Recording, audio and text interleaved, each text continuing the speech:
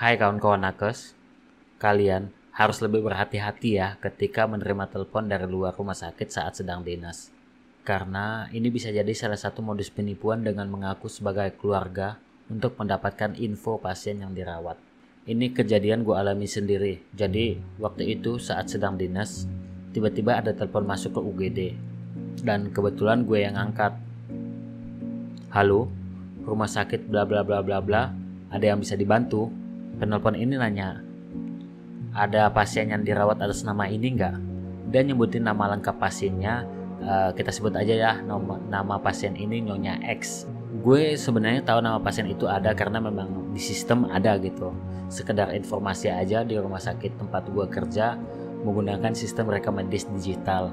Jadi semua pasien yang dirawat inap kami bisa tahu nama pasiennya lengkap. Nah, gue nanya dong ke bapaknya, Bapak dengan siapanya Nyonya X? Pas gue nanya, Bapak siapanya Nyonya X ya? Penelpon ini kayak gimana ya? Nyolot lah gitu. Dia sampai ngomong minta dibantulah mas. Sempat kagok juga gue sebenarnya pas dia ngomong minta dibantulah. Tapi ya tetap sesuai SOP.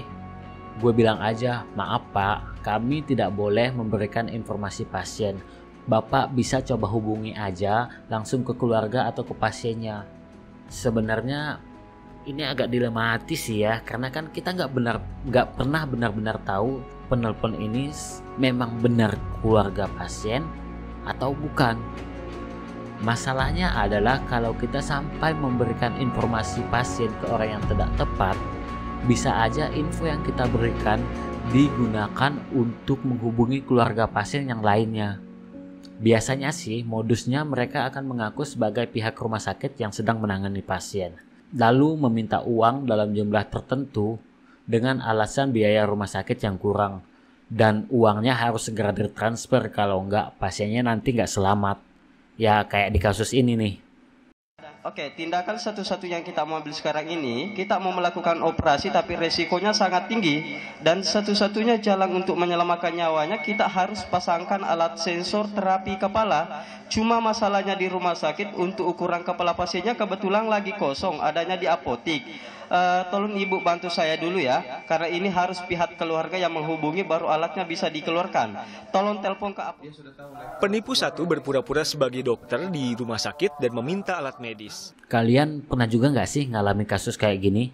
Karena jujur aja sampai saat ini gue masih kepikiran, gue akan jawab apa kalau telepon kayak gini masuk lagi. Di satu sisi kita pengen nolongin, tapi di sisi lain kita takut info yang kita berikan tadi disalahgunakan. Menurut kalian gimana?